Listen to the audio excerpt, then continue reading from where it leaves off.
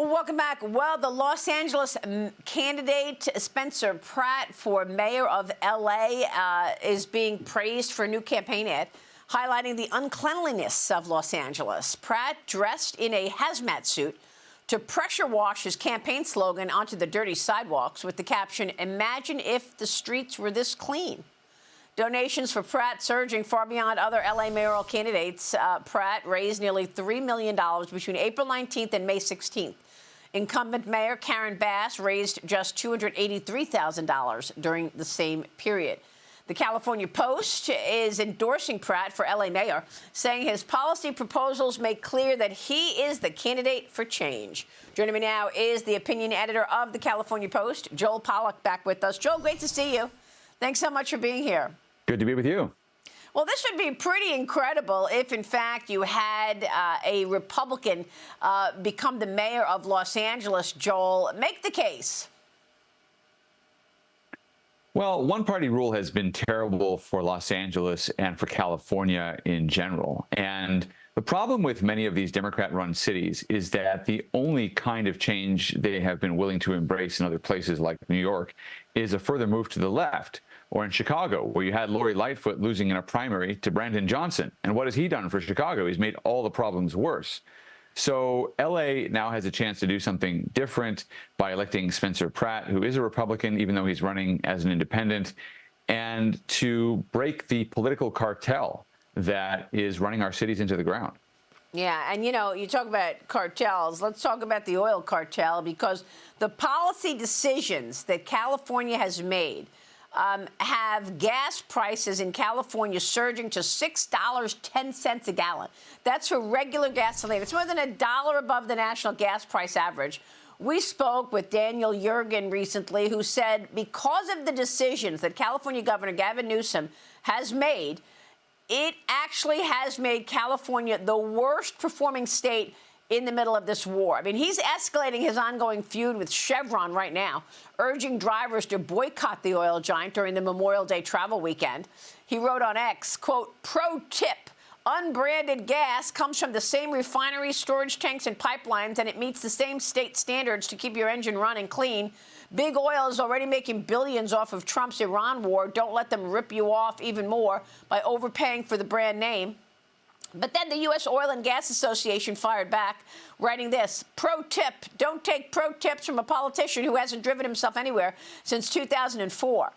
Now, the Post also prompting a response from Steve Hilton, who said Gavin Newsom is telling Californians to boycott Chevron because they're ripping you off. It's not the oil companies ripping us off in California. It's Gavin Newsom and the Democrats. I mean, Joel, let's face it. Gavin Newsom has made so many decisions to put California in a terrible spot when it comes to gas and oil.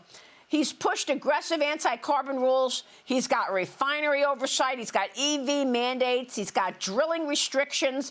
All of this has sent gas prices up above $6 a gallon, Joel.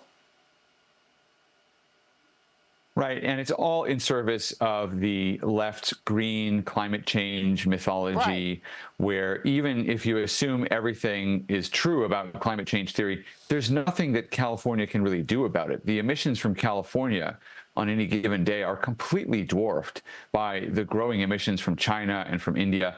Oh, and by the way, every time Gavin Newsom allows a forest to burn in California, the carbon emissions from the state wipe out all the gains from higher gas prices, less driving, more EVs on the road, switching from natural gas to electric homes. And all of this is just ideology trumping common sense.